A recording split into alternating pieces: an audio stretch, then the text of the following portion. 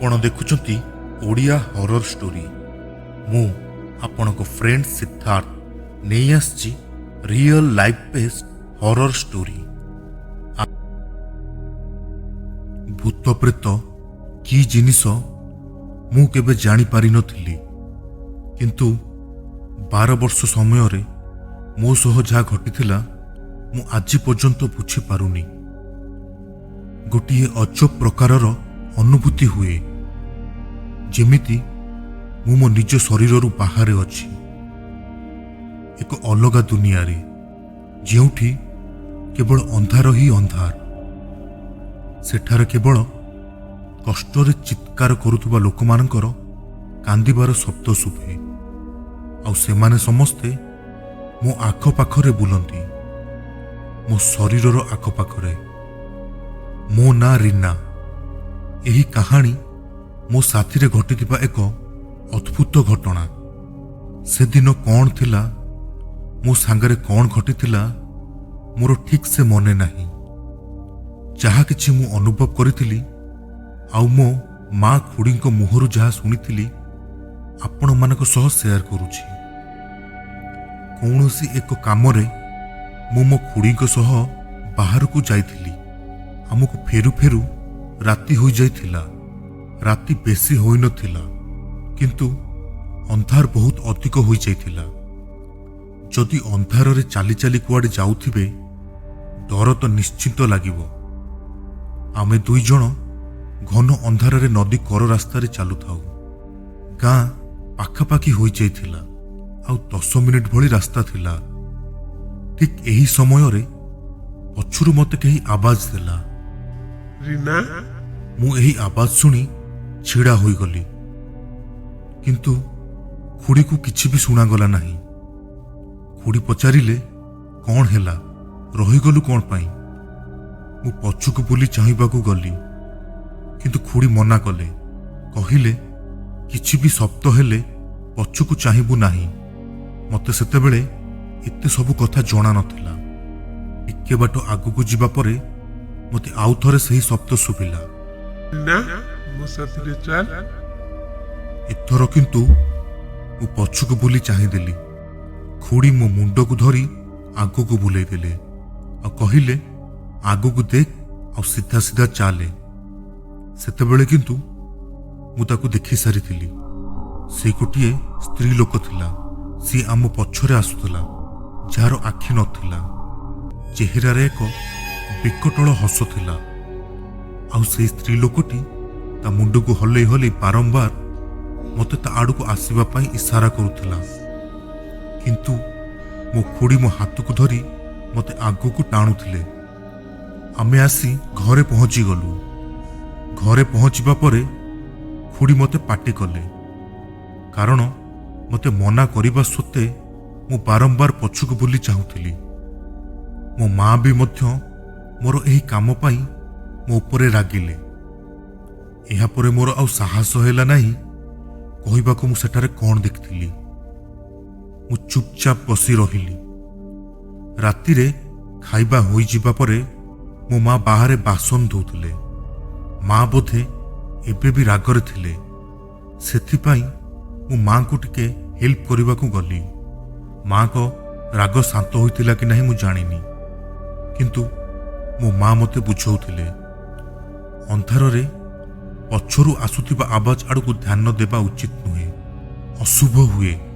जदि कौनसी नकारात्मक शक्ति पछरु आवाज दिए, जदि आमे ताकू अणदेखा करी आगू चली आसु, ताहेले से आमर कौनसी क्षति करि परिबो नाही। माँकर नकारात्मक शक्ति माने भूत प्रेत आत्मा भली जिनिस थिला। सेतेबेले मु माँ को कहिबाकू जाउथिली मु सेठारे कौन देखिथिली। ठीक एही समय रे मते किछि शब्द सुबिला।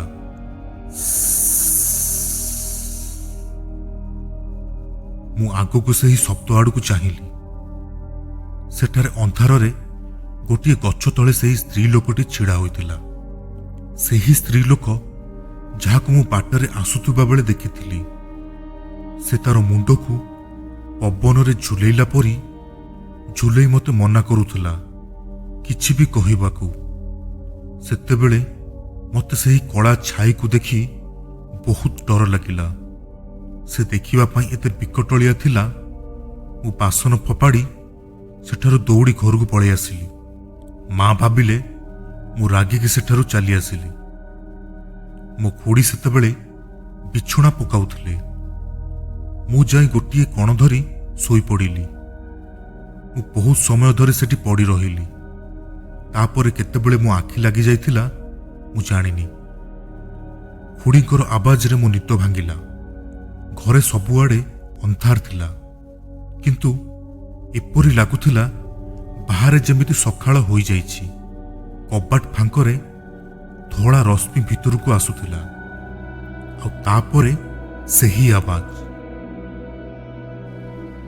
रीना ମୋ ସାଥିରେ ଚାଲ। रीना ମୋ ସାଥିରେ ଚାଲ। ମୁଁ ଉଠିକି ମୋ ବିଛଣାରେ ବସି ପଡ଼ିଲି, ଯେପରି ମୋତେ କେହି ଆଦେଶ ଦେଇଛି। କବାଟ ଆପେ ଆପେ ଖୋଲିଗଲା। କବାଟ ବାହାରେ ମୋର ଖୁଡ଼ୀ ମୋ ଆଡ଼କୁ ପିଠି କରି ଛିଡ଼ା ହୋଇଥିଲେ। ମୁଁ ଉଠିକି ଘରୁ ବାହାରକୁ ପଳେଇ ଆସିଲି। ମୋ ଖୁଡ଼ୀ ମୋ ହାତକୁ ଧରି ମୋତେ କେଉଁଠାକୁ ନେଇଯାଉଥିଲେ। ସେଠାରେ ରଶ୍ମି ଏତେ ଅଧିକ ଥିଲା ଯେ ମୁଁ କିଛି ବି ଠିକ୍ ସେ ଦେଖିପାରୁନଥିଲି, କିନ୍ତୁ ଖୁଡ଼ୀ ଚୁପଚାପ ଚାଲୁଥାନ୍ତି। କିଛି ସମୟ ପରେ ସେଠାରୁ ଚିଲେଇବାର, କାନ୍ଦିବାର, କଷ୍ଟରେ ଚିତ୍କାର କରୁଥିବା ଲୋକମାନଙ୍କର ପାଟି ଶୁଭୁଥାଏ। ମୁଁ ଖୁଡ଼ୀକୁ ପଚାରିଲି, ଖୁଡ଼ୀ ଇଏ ଆବାଜ କେଉଁଠାରୁ ଆସୁଛି? କିନ୍ତୁ ଖୁଡ଼ୀ ମୋର ପ୍ରଶ୍ନର କୌଣସି ଉତ୍ତର ଦେଲେ ନାହିଁ। ସେଠାରେ ମୋ ଆଖପାଖରେ କ'ଣ ସବୁ ଚାଲୁଥିଲା ଜଣା ନାହିଁ, କିନ୍ତୁ ସେ ସବୁ ବହୁତ ଅଦ୍ଭୁତ ଥିଲା। କିଛି ବାଟ ଆଗକୁ ଗଲା ପରେ ହଠାତ୍ ଖୁଡ଼ୀ ଗୋଟିଏ ଜାଗାରେ ରହିଗଲେ, ଆଉ ହଠାତ୍ ସେଠାରୁ ମୋ ସାମ୍ନାରୁ ସେହି ରଶ୍ମି କୁଆଡ଼େ ଗାୟବ ହୋଇଗଲା। ଗୋଟେ କ୍ଷଣରେ ସବୁକିଛି ଅନ୍ଧାରରେ ବୁଡ଼ିଗଲା। ମୁଁ ଖୁଡ଼ୀଙ୍କ ହାତକୁ ଚାବୁଡ଼ି ଧରି ଆଉ ଥରେ ପଚାରିଲି, ଖୁଡ଼ୀ ଆମେ କେଉଁଠାକୁ ପଳେଇ ଆସିଛୁ? ସେତେବେଳେ ଖୁଡ଼ୀ ମୋ ଆଡ଼କୁ ଚାହିଁଲେ। ଏପରି ଲାଗିଲା ଯେମିତି ମୋ ଦେହରେ 440 ଭୋଲ୍ଟର କରେଣ୍ଟ ଦୌଡ଼ିଗଲା। ସେ ମୋ ଖୁଡ଼ୀ ନଥିଲା, ସେ ସେହି ସ୍ତ୍ରୀ ଲୋକଟି ଥିଲା ଯାହାକୁ ମୁଁ ନଦୀ କରରେ ଦେଖିଥିଲି, ଯିଏ ମୋ ପଛେ ପଛେ ମୋ ଘର ପର୍ଯ୍ୟନ୍ତ ପଳେଇ ଆସିଥିଲା। ଆଉ ସେ ଏକ ଭୟଙ୍କର ହସ ହସି ଦେଇ ଅନ୍ଧାର ଭିତରେ କୁଆଡ଼େ ଗାୟବ ହୋଇଗଲା। ସେ କୁଆଡ଼େ ଗଲା ମୋତେ ଜଣା ନାହିଁ। ମୁଁ ଡରି ଡରି ମୋ ଆଖପାଖକୁ ଦେଖିବାକୁ ଚେଷ୍ଟା କରୁଥିଲି, କିନ୍ତୁ ଚାରିଆଡ଼େ ଘନ ଅନ୍ଧାର। ମୋତେ ସେଠାରେ କିଛି ବି ଦେଖାଯାଉନଥିଲା। ଦୂରରୁ କେଉଁଠୁ କେଜାଣି ମୋତେ କେବଳ ଚିତ୍କାର କରିବାର ଆଉ କାନ୍ଦିବାର ଶବ୍ଦ ଶୁଭୁଥିଲା। ସେହି ଶବ୍ଦଗୁଡ଼ିକ କେଉଁଠାରୁ ଆସୁଥିଲା ମୁଁ କିଛି ବି ବୁଝିପାରୁନଥିଲି। ମୁଁ ବି ମଧ୍ୟ ସେଠାରୁ ଆସୁଥିବା ଶବ୍ଦ ପରି ଚିତ୍କାର କରିବାକୁ ଲାଗିଲି ଆଉ କାନ୍ଦିଲି। ମୁଁ ବହୁତ ସମୟ ପର୍ଯ୍ୟନ୍ତ ମୋ ମାଆଙ୍କୁ ଡାକି ଡାକି କାନ୍ଦୁଥିଲି। ଏପର୍ଯ୍ୟନ୍ତ ଯାହା ଆପଣ ଶୁଣିଲେ ଏହା ମୋର ନିଜର ଅନୁଭବ ଥିଲା, କିନ୍ତୁ ଏହା ପରଠୁ ଯେଉଁ ଅନୁଭବ ତାହା ଦୁଇ ପ୍ରକାରର। ଗୋଟିଏ ଯାହା ମୋ ଶରୀର ଅନୁଭବ କରିଥିଲା, ଯାହା ମୋ ମା ମୋର ମୃତ୍ୟୁ ପରେ, ମାନେ ମୋର ପୁନର୍ଜନ୍ମ ପରେ ମୋତେ କହିଥିଲେ। ଆଉ ଗୋଟିଏ ମୋ ଆତ୍ମା, ମାନେ ମୁଁ ନିଜେ ଅନୁଭବ କରିଥିଲି। ଏବେ ଏହା ସବୁ ମୋତେ ଗୋଟିଏ ସ୍ୱପ୍ନ ପରି ଲାଗୁଛି। ଆପଣଙ୍କୁ ଲାଗିବ ମୁଁ ମରିବା ପରେ ପୁଣି କେମିତି ବଞ୍ଚିଲି? ଏହା ଏକ ଅଦ୍ଭୁତ ଘଟଣା। ଏବେ ମୁଁ ଆପଣଙ୍କୁ ଯାହା କହିବି ତାହା ମୋର ଶରୀର ଆଉ ମୋର ଆତ୍ମାର ମିଳାମିଶା ଅନୁଭବ ଥିଲା। ସେତେବେଳେ ମୁଁ ସେହି ଘନ ଅନ୍ଧାର କଳା ଦୁନିଆରେ କୁଆଡ଼େ ହଜି ଯାଇଥିଲି। ମୋତେ ଟିକେ ବି ଜଣା ନଥିଲା ମୁଁ କେଉଁ ଦୁନିଆରେ ଆସିଯାଇଛି, ମୋତେ କୁଆଡ଼େ ଯିବାକୁ ଅଛି। ସେହି ଦୁନିଆରେ କିଛି ବି ନଥିଲା, କେବଳ ଥିଲା ତ ସେହି ଚିତ୍କାର ଆଉ କାନ୍ଦିବାର ଶବ୍ଦ। ସେହି ଆବାଜ କେଉଁଠାରୁ ଆସୁଥିଲା ମୁଁ ଜାଣିନି। ବୋଧେ ସେମାନେ ମୋ ପରି ଏହି ଦୁନିଆରେ ଫସି ଯାଇଛନ୍ତି। କିଛି ସମୟ ପରେ ମୋତେ ଘର ଲୋକଙ୍କର ଆବାଜ ଶୁଭିଲା। ମୋ ଶରୀର ଏବେ ଗୋଟିଏ ଶବ ପାଲଟି ଯାଇଥିଲା। ମୋ ଘର ଲୋକ ମୋର ସେହି ନିର୍ଜୀବ ଶରୀର ପାଖରେ ବସିଥିଲେ। ମୋ ମା ଆଉ ମୋ ଖୁଡ଼ି ଖାଲି କାନ୍ଦି ଯାଉଥାନ୍ତି। ଘରର ସମସ୍ତ ଲୋକେ ମୋ ଅବସ୍ଥାକୁ ନେଇ ଚିନ୍ତିତ ଥିଲେ। ମୋ ଆଖି ରାତି ସାରା ଖୋଲା ଥିଲା। ମୋ ମା କହିଲେ ରାତିରେ ଏକ ଜୋରଦାର ଚିତ୍କାର ସହ ମୁଁ ଉଠି ଯାଇଥିଲି, ଆଉ ତାପରେ ଗୋଟିଏ କ୍ଷଣରେ ନିର୍ଜୀବ ପରି ବିଛଣାରେ ପଡ଼ିଗଲି। ମୋର କ'ଣ ହୋଇଥିଲା କାହାକୁ କିଛି ବି ଜଣା ନଥିଲା। ମୋତେ ସଙ୍ଗେ ସଙ୍ଗେ ମେଡିକାଲ ନେଇଗଲେ, କିନ୍ତୁ ମୋ ଅବସ୍ଥା ଖରାପ ଆଡ଼କୁ ଗତି କରୁଥାଏ। ମୋ ଶରୀର ମୋ ଆତ୍ମାରୁ ଦୂରରେ ଥିଲା। ପ୍ରାୟ ଗୋଟିଏ ସପ୍ତାହ ସରକାରୀ ହସ୍ପିଟାଲରେ ମୋର ଚିକିତ୍ସା ପରେ ମୋତେ ଘରକୁ ନେଇ ଆସିଲେ। ସେତେବେଳକୁ ମୋ ଅବସ୍ଥା ଗୋଟିଏ ମୁର୍ଦାର ପରି ହୋଇଯାଇଥିଲା। ଏବେ ବି ମୋ ଆଖି ଅଧା ଖୋଲା ଥିଲା। ଯେବେଠୁ ସେହି କଳା ଛାଇ ମୋ ଶରୀରରେ ପ୍ରବେଶ କରିଥିଲା, ସେବେଠୁ ମୁଁ ଚେଇଁଛି। ମୋର ଦୁଇ ଆଖିରେ ରକ୍ତ ଓହ୍ଲାଇ ଆସିଥିଲା। ଚେହେରା ପୁରା କଳା ପଡ଼ିଯାଇଥିଲା। ମୋ ମୁହଁ ସବୁବେଳେ ପଶୁଙ୍କ ପରି ଖୋଲା ରହୁଥିଲା। ମୋ ଚର୍ମ ଧୀରେ ଧୀରେ ହଳଦିଆ ପଡ଼ିବା ଆରମ୍ଭ ହୋଇସାରିଥିଲା। ଏହା ସବୁ ମୃତ୍ୟୁର ଲକ୍ଷଣ ଥିଲା। ସେମାନେ ସମସ୍ତେ ମୋ ସହ କଥା ହେଉଥିଲେ। ମୁଁ ସେମାନଙ୍କ କଥା ଶୁଣିପାରୁଥିଲି, କିନ୍ତୁ ମୁଁ କାହାରି କଥାର କୌଣସି ଉତ୍ତର ଦେଇପାରୁନଥିଲି। ସେମାନଙ୍କ କଥା ମୋ ଆତ୍ମା ପର୍ଯ୍ୟନ୍ତ ତ ପହଞ୍ଚି ପାରୁଥିଲା, କିନ୍ତୁ ମୋ ଆତ୍ମା ମୋ ଶରୀରରେ ନଥିଲା। ମୁଁ କେମିତି ସେମାନଙ୍କ କଥାର ଉତ୍ତର ଦେଇପାରିଥାନ୍ତି? ହସ୍ପିଟାଲରୁ ଘରକୁ ଆସିବା ପରେ ଖୁଡ଼ି ମାଙ୍କୁ କହିଲେ, ରୀନାର ସେହି ରାତିଠାରୁ ଏପରି ଅବସ୍ଥା ହୋଇଛି। ଯେଉଁ ରାତିରେ ତାକୁ କାହାରି ଆବାଜ ଶୁଭିଥିଲା, ଆଉ ସେ ବାରମ୍ବାର ପଛକୁ ବୁଲି ବୁଲି ଚାହୁଁଥିଲା। ମୋତେ କାହିଁ ଲାଗୁଛି ରୀନାକୁ କୌଣସି ପ୍ରେତ ଗ୍ରାସ କରିଛି। ଯଦି ଆମେ କୌଣସି ତାନ୍ତ୍ରିକକୁ ଦେଖାଇବା, ହୁଏତ ରୀନା ଠିକ୍ ହୋଇଯାଇପାରେ। ଖୁଡ଼ିଙ୍କ କଥା ଶୁଣି ବାପା ସଙ୍ଗେ ସଙ୍ଗେ ଘରୁ ବାହାରିଗଲେ। ପାଖ ଗାଁରୁ ଏକ ତାନ୍ତ୍ରିକଙ୍କୁ ଘରକୁ ନେଇ ସାଙ୍ଗରେ ଆସିଲେ। ମୋ ଅବସ୍ଥା ଦେଖି ତାନ୍ତ୍ରିକ ସଙ୍ଗେ ସଙ୍ଗେ ସାଧନା ଆରମ୍ଭ କଲେ। ମୋ ଆତ୍ମା ସେହି ଅନ୍ଧାର ଦୁନିଆରୁ ବାହାରି ମୋ ଶରୀରକୁ ଯିବା ପାଇଁ ରାସ୍ତା ଖୋଜୁଥାଏ। ମୋତେ ଗୋଟିଏ ଡାକ ଶୁଭିଲା। ଗୋଟିଏ ଆତ୍ମାର ଆଉ ଗୋଟିଏ ଆତ୍ମାକୁ ଡାକ। ସେହି ଡାକରେ ଗୋଟିଏ ପ୍ରକାରର ଆଦେଶ ଥିଲା। ଏଇଥର ସେହି ଡାକକୁ ମୁଁ ସ୍ପଷ୍ଟ ଭାବେ ଶୁଣିପାରୁଥିଲି। ମୁଁ ଧୀରେ ଧୀରେ ସେହି ଡାକ ଆଡ଼କୁ ବଢ଼ି ଚାଲିଲି। ତାହା କୌଣସି ପ୍ରକାରର ମନ୍ତ୍ର ଥିଲା ବୋଧେ। ସେହି ମନ୍ତ୍ର ମୋତେ ତା ଆଡ଼କୁ ଟାଣୁଥିଲା। ଶେଷକୁ ମୁଁ ସେହି ଜାଗାରେ ପହଞ୍ଚିଗଲି, ଯେଉଁଠି ବହୁତ ଲୋକ ଛିଡ଼ା ହୋଇଥିଲେ। ବହୁତ ଭିଡ଼ ଥିଲା ସେଠି, ଆଉ ସେମାନେ ସମସ୍ତେ କାନ୍ଦୁଥିଲେ। ଆଉ ଅଦ୍ଭୁତ କଥା ହେଉଛି, ସେମାନଙ୍କ ଆଖିରୁ କଳା ଲୁହ ବାହାରୁଥିଲା। ସେମାନଙ୍କୁ କିଛି ଦରକାର ଥିଲା ବୋଧେ। ସେମାନେ କେତେ ଜଣ ଥିଲେ ଗଣିବା କଷ୍ଟକର ଥିଲା।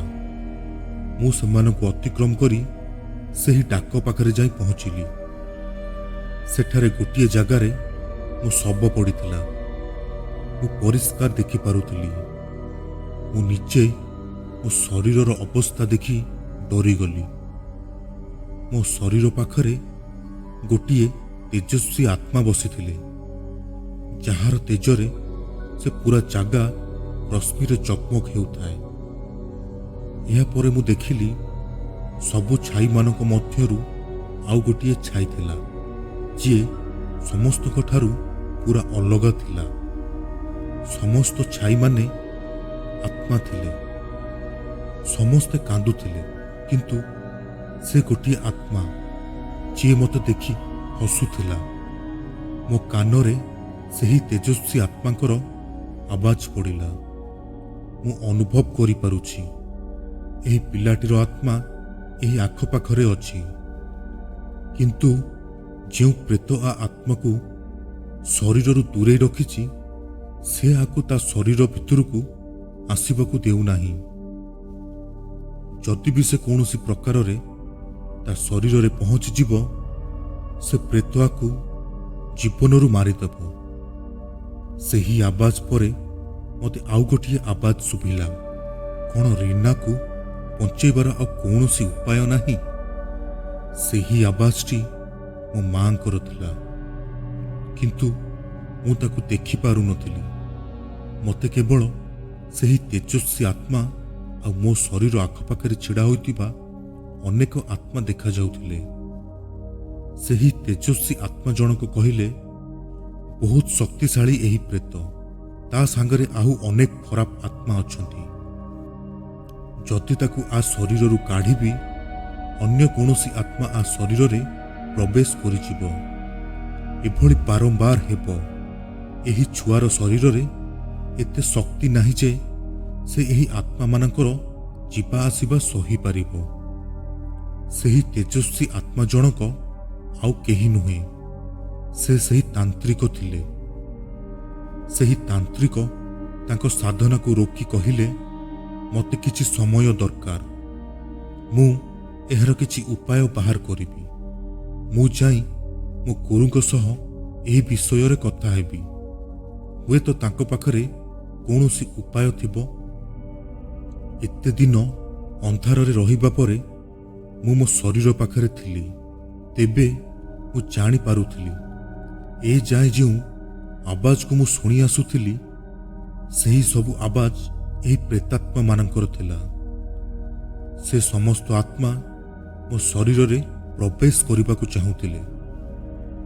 ପ୍ରକୃତିର ନିୟମ ଖିଲାପରେ ଯାଇ ସେମାନେ ମୋ ଶରୀରରେ ପ୍ରବେଶ କରି ଜୀବିତ ହେବାକୁ ଚାହୁଁଥିଲେ। କିନ୍ତୁ ସେମାନଙ୍କ ମଧ୍ୟରୁ ସବୁଠାରୁ ଶକ୍ତିଶାଳୀ ପ୍ରେତ, ଯିଏକି ମୋ ଶରୀରକୁ ତା କବ୍ଜାରେ କରି ରଖିଥିଲା, ଏବଂ ସେ ପ୍ରେତ ଚାହୁଁନଥିଲା କି ଆଉ କୌଣସି ପ୍ରେତ ମୋ ଶରୀରରେ ପ୍ରବେଶ କରନ୍ତୁ ବୋଲି।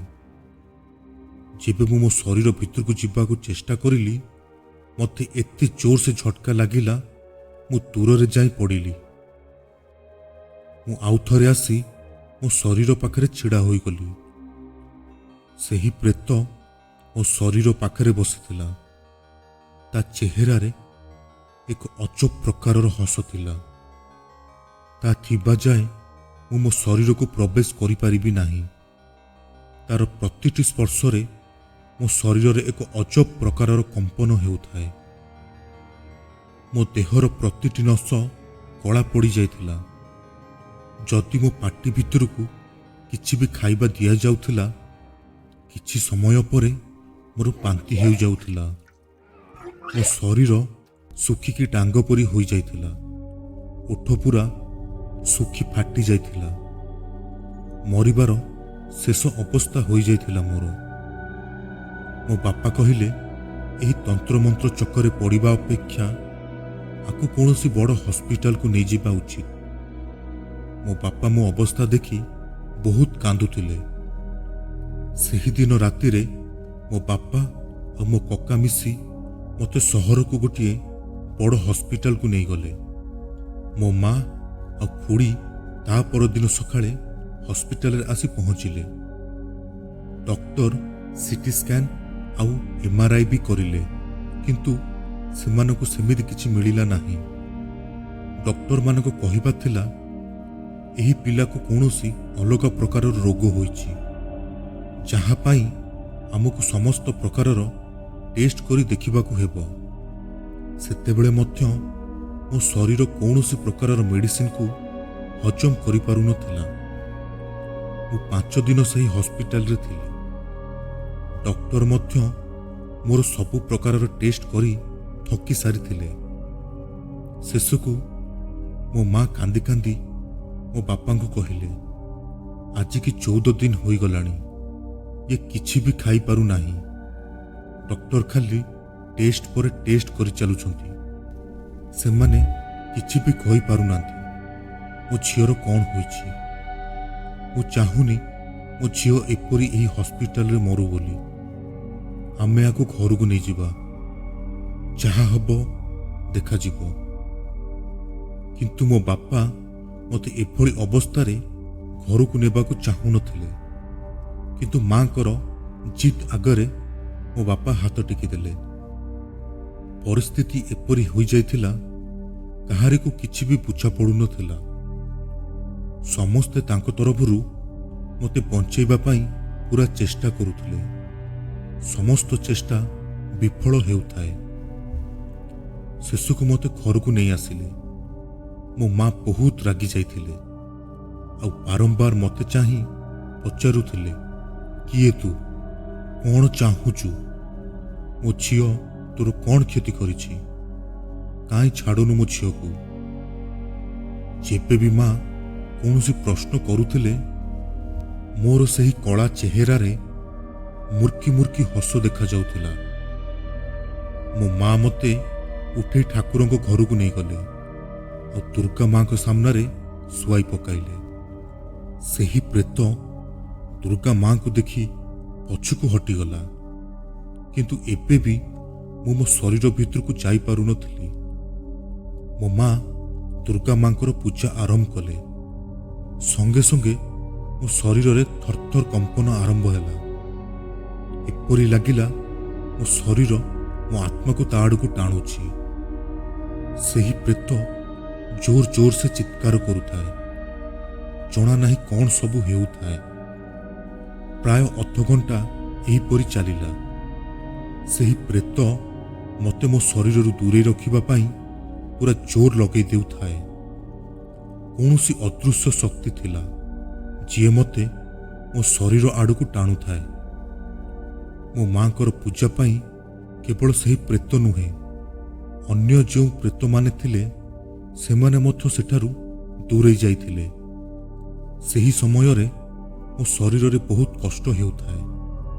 ମୋ ମା ଦୁର୍ଗା ମାଙ୍କୁ ପୁରା ଶ୍ରଦ୍ଧା ଆଉ ଭକ୍ତି ସହ ଡାକୁଥିଲେ।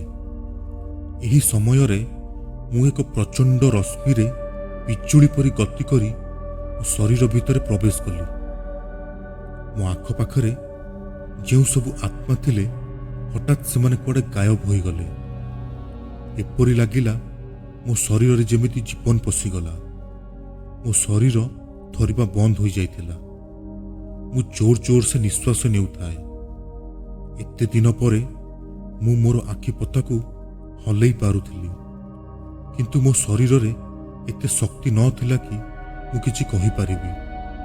ମୁଁ ବହୁତ ଦିନ ପରେ ମୋ ମାଙ୍କୁ ଦେଖିଲି, ମୋର ପୁରା ପରିବାରକୁ ଦେଖିଲି। ସେମାନେ ସମସ୍ତେ ମୋତେ ଦେଖିକି ବହୁତ ଖୁସି ଥିଲେ। ମୋ ମା ମୋତେ ଝଟ୍ କରି ମୋତେ ତାଙ୍କ କୋଳକୁ ନେଇଗଲେ। ମୋ ବାପା ମୋ ପାଇଁ ପାଣି ନେଇ ଆସିଲେ। ମୋତେ ଠାକୁର ଘରୁ ଉଠେଇ ଆଣି ରୁମ୍ରେ ବେଡ୍ ଉପରେ ଶୁଆଇଦେଲେ। ଆଉ ବାପା ତାଙ୍କ ଥରୁଥିବା ହାତରେ ମୋ ମୁହଁରେ ଟିକେ ପାଣି ଦେଲେ। ମୁଁ ପାଣି ରୋକିବାକୁ ବହୁତ ଚେଷ୍ଟା କଲି। ଠିକ୍ ଏହି ସମୟରେ ମୋ ପେଟ ଭିତରୁ କିଛି ଧକ୍କା ମାରିଲା। ମୁଁ ତାକୁ ରୋକିପାରିଲି ନାହିଁ। ମୋ ପାଟି ଆଉ ନାକରୁ ରକ୍ତ ବାହାରି ପଡ଼ିଲା। ଏହାପରେ ମୋତେ ବିଜୁଳି ପରି ଝଟକା ଲାଗିଲା ଆଉ ମୋ ଆତ୍ମା ମୋ ଶରୀରରୁ ବାହାରକୁ ବାହାରି ଆସିଲା। ରକ୍ତ ବାନ୍ତିରେ ମୋ ଶରୀର ପୁରା ଥଣ୍ଡା ପଡ଼ିଯାଇଥିଲା। ମୋ ଶରୀର ନିର୍ଜୀବ ହୋଇଗଲା। ଏହିଥର ମୋ ମା ଆଉ ମୋ ଘର ଲୋକ ମୋତେ ଦେଖାଯାଉଥିଲେ। ସେମାନଙ୍କର ଆବାଜ ମଧ୍ୟ ମୋତେ ଶୁଣା ଯାଉଥିଲା।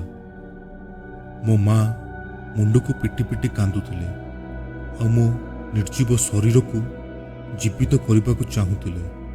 ବାରମ୍ବାର ମୋ ହାତ ଗୋଡ଼କୁ ମଳୁଥିଲେ, କିନ୍ତୁ ମୋ ଶରୀରରେ ଟିକେ ବି ହଲଚଲ ନଥିଲା। ଏହା କହିବା ଭୁଲ ହେବନି କି ସେତେବେଳକୁ ମୁଁ ମରିସାରିଥିଲି। ମୋ ଶରୀର ସହ ମୋ ଆତ୍ମାର ପୁରାପୁରି ସମ୍ପର୍କ ଭାଙ୍ଗି ସାରିଥିଲା। ଡକ୍ଟରଙ୍କୁ ଡାକି ଶେଷ ଥର ପାଇଁ ମୋତେ ପରୀକ୍ଷା କରାଗଲା। ଡକ୍ଟର ମୋତେ ମୃତ ଘୋଷିତ କରିଦେଲେ। ଏହାପରେ ମୋର ସମସ୍ତ ସମ୍ପର୍କୀୟକୁ ଡକାଗଲା। ମୋ ଘର ଲୋକ ମୋ ଶବକୁ ଢାଙ୍କି ରଖିଥିଲେ। ସେମାନେ ଚାହୁଁନଥିଲେ ଶେଷ ସମୟରେ ମୋର ଯାହା ଅବସ୍ଥା ହୋଇଥିଲା କେହି ବି ଦେଖନ୍ତୁ ବୋଲି। ସନ୍ଧ୍ୟା ହେବା ଆଗରୁ ମୋର ଘର ଲୋକ ମୋ ଶରୀରକୁ ଶ୍ମଶାନ ନେଇଗଲେ। ସେମାନେ ମୋତେ ଆଉ ଦୁଃଖ କଷ୍ଟ ଦେବାକୁ ଚାହୁଁନଥିଲେ। ମୋତେ ଶୀଘ୍ର ସେହି କଷ୍ଟରୁ ମୁକ୍ତି ଦେବାକୁ ଚାହୁଁଥିଲେ। ସେତେବେଳେ ମୁଁ ବି ମଧ୍ୟ ମୋ ଶବ ସାଥିରେ ଥିଲି। ଏବେ ବି ସେହି ସମସ୍ତ ଆତ୍ମା ମୋ ଶରୀର ଆଖପାଖରେ ଘୁରି ବୁଲୁଥିଲେ। ଏବେ ମୋତେ ସବୁ ସ୍ପଷ୍ଟ ଦେଖାଯାଉଥିଲା। ସମସ୍ତ ଲୋକେ, ସମସ୍ତ ସମ୍ପର୍କୀୟ ଯିଏ ମୋତେ ଶେଷ ସମୟ ପାଇଁ ଦେଖିବାକୁ ଆସିଥିଲେ। ମୁଁ ବି ବହୁତ ଦୁଃଖରେ ଥିଲି, କିନ୍ତୁ ମୁଁ କାହାକୁ କିଛି କହିପାରୁନଥିଲି। ମୋତେ କେତେ କଷ୍ଟ ହେଉଥିଲା। ଚାରିପଟୁ ହସିବାର, କାନ୍ଦିବାର ଶବ୍ଦ ଶୁଭୁଥିଲା। ସେ ସମସ୍ତ ପ୍ରେତ ଆଉ ଜୀବିତ ମଣିଷ ସମସ୍ତେ ସେଠାରେ ଥିଲେ। ଶ୍ମଶାଣୀରେ ଏକ ଅଜବ ନୀରବତା ଥିଲା। ମୋ ଶବକୁ ଗୋଟିଏ ଜାଗାରେ ରଖି ଜୁଇ ବନାଗଲା ମୋର ଅନ୍ତିମ ସଂସ୍କାର କରିବା ପାଇଁ। ସେଠାରେ ମୋ ନଜର ଗୋଟିଏ ସ୍ତ୍ରୀ ଲୋକ ଉପରେ ପଡ଼ିଲା। ସେଇ ମଶାଣୀ ବାହାରେ ଗୋଟିଏ ଗଛ ମୂଳରେ ବସି ସବୁ ଦେଖୁଥିଲା। ବୋଧେ କୌଣସି ଭିକାରୁଣୀ ଥିଲା। ଟିକେ ପରେ ସେ ସେଠାରୁ ଉଠି ଧୀରେ ଧୀରେ ଚାଲି ମୋ ପାଖକୁ ଆସି ପହଞ୍ଚିଗଲା। ସେ ମୋତେ ଚାହିଁ ହସିଦେଇ ମୋ ଶବ ପାଖକୁ ଚାଲିଗଲା। ମୋତେ ଲାଗିଲା ଯେପରି ସେ ସ୍ତ୍ରୀ ଲୋକଟି ମୋତେ ଦେଖିଛି। ଗୋଟିଏ ଅଜବ ଜିନିଷ ଅନୁଭବ କରିଲି। ଯେବେ ସେ ସ୍ତ୍ରୀ ଲୋକଟି ସେଠାକୁ ଆସିଲା, ସମସ୍ତ ଆତ୍ମାଙ୍କର କାନ୍ଦ ବନ୍ଦ ହୋଇଗଲା। ନାହିଁ ସେହି ପ୍ରେତ ସେଠି ଦେଖାଯାଉଥିଲା। ସେ ମୋ ଶବକୁ ଦେଖି ଚମକି ପଡ଼ିଲା। ସେ ସେଠାରେ ଥିବା ଜଣେ ବ୍ୟକ୍ତିଙ୍କୁ ପଚାରିଲା, କ'ଣ ହୋଇଛି ଆର?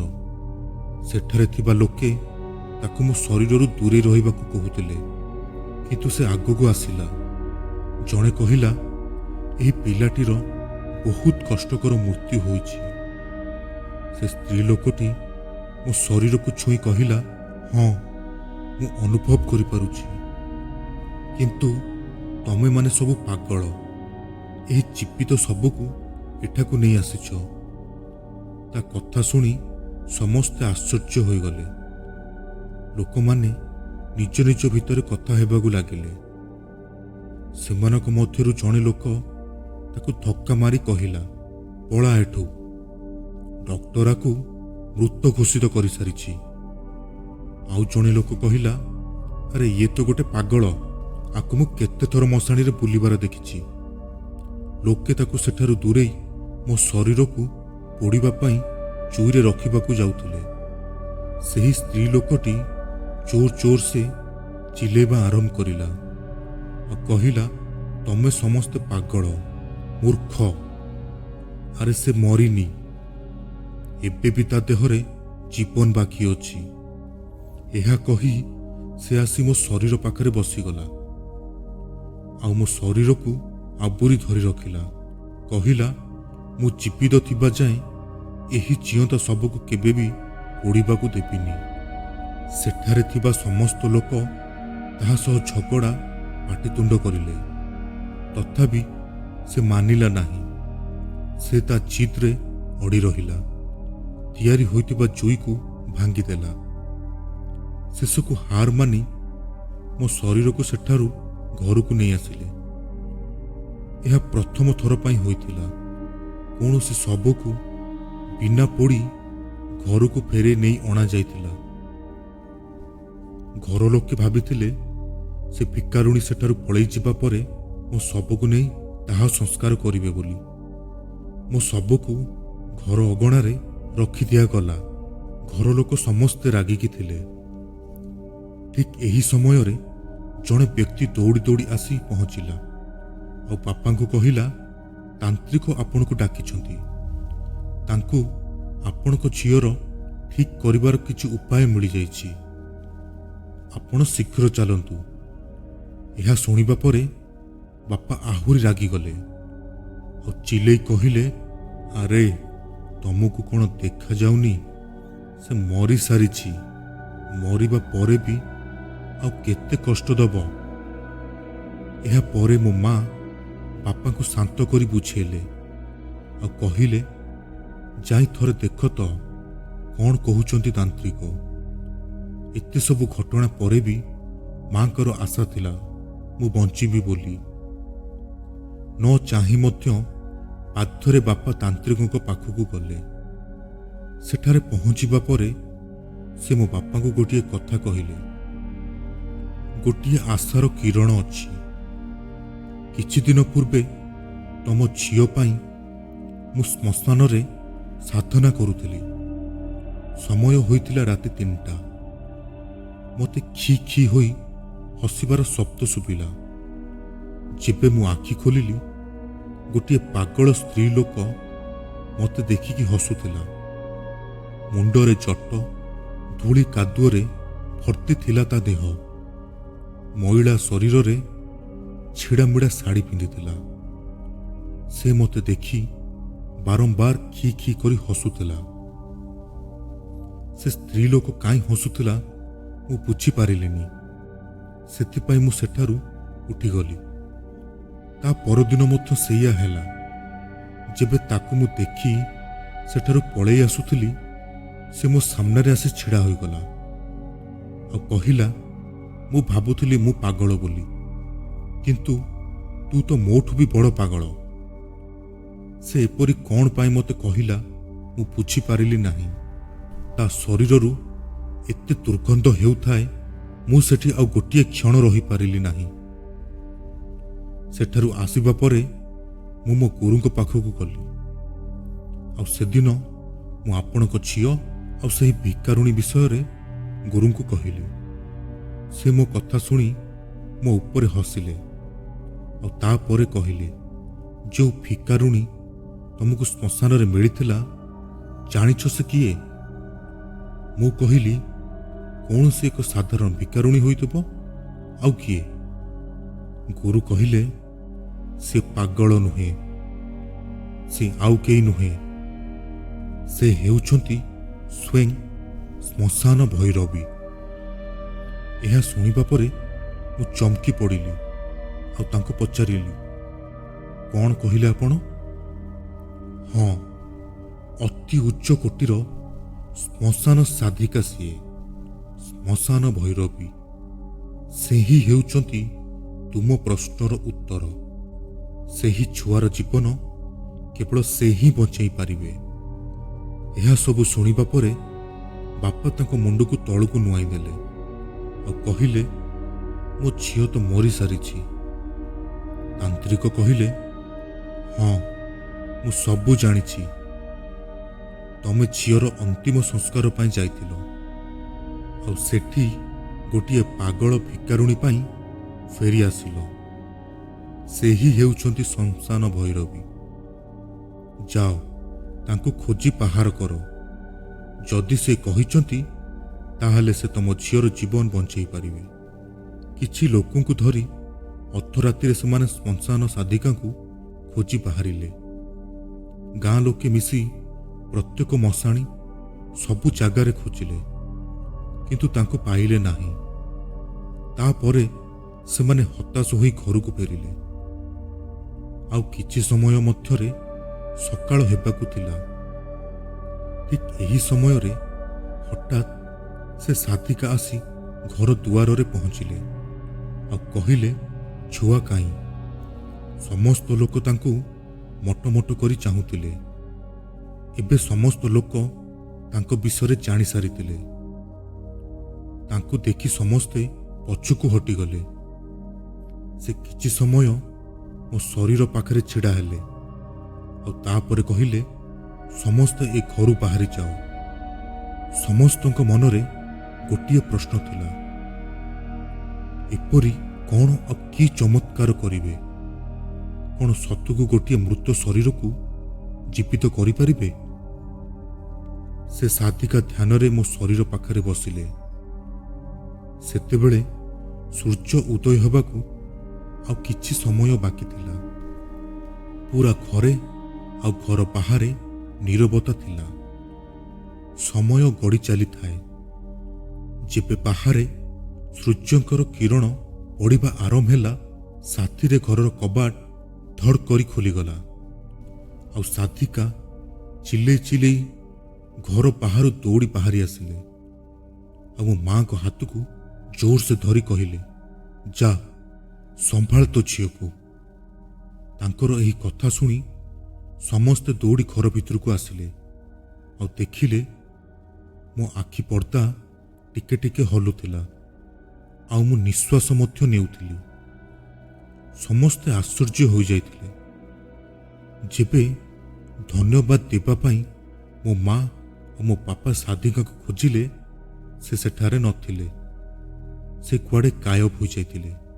ସତ କହିବି ତ, ସେତେବେଳେ କ'ଣ ହେଉଥିଲା ମୁଁ କିଛି ବି ବୁଝିପାରୁନଥିଲି। ମୋ ସହ କ'ଣ ସବୁ ହେଲା ମୁଁ କିଛି ବି ଜାଣିପାରିଲି ନାହିଁ। ଏମିତି ଲାଗିଲା ମୁଁ ଗୋଟିଏ ବହୁତ ବଡ଼ ଲମ୍ବା ସ୍ୱପ୍ନ ଦେଖି ନିଦରୁ ଉଠୁଛି, କିନ୍ତୁ ମୋ ଦେହରେ ଟିକେ ବି ବଳ ନଥିଲା। ମୁଁ ନିଜେ ଉଠିକି ବସିପାରିବି। ମୋତେ ମୋର ନିଜ ଗୋଡ଼ରେ ଛିଡ଼ା ହେବା ପାଇଁ 2 ମାସ ସମୟ ଲାଗିଯାଇଥିଲା। ଯେବେ ମୁଁ ଟିକେ ନିଜକୁ ଭଲ ଅନୁଭବ କଲି, ମୁଁ ଘର ଲୋକଙ୍କୁ ସବୁ କଥା କହିଲି, ଯାହା ମୁଁ ଅନୁଭବ କରିଥିଲି। ଗୋଟିଏ ପ୍ରେତ ମୋ ଶରୀରକୁ ତା କବ୍ଜାରେ ରଖିଥିଲା। ତାକୁ କିଛି ବି ଦରକାର ନଥିଲା। ସେ କେବଳ ମୋତେ ମାରିବାକୁ ଚାହୁଁଥିଲା। ସେ ପ୍ରେତ ବହୁତ କଷ୍ଟଦାୟକ ମୃତ୍ୟୁବରଣ କରିଥିଲା। ସେଥିପାଇଁ ସେ ମୌକା ପାଇଲେ କାହାରି ଶରୀରରେ ପ୍ରବେଶ କରିଯାଏ ଆଉ ତାକୁ କଷ୍ଟ ଦେଇ ଦେଇ ଜୀବନରୁ ମାରିଦିଏ। ତାକୁ ଏହା କରିବା ପାଇଁ ଭଲ ଲାଗେ, ବହୁତ ଖୁସି ମିଳେ।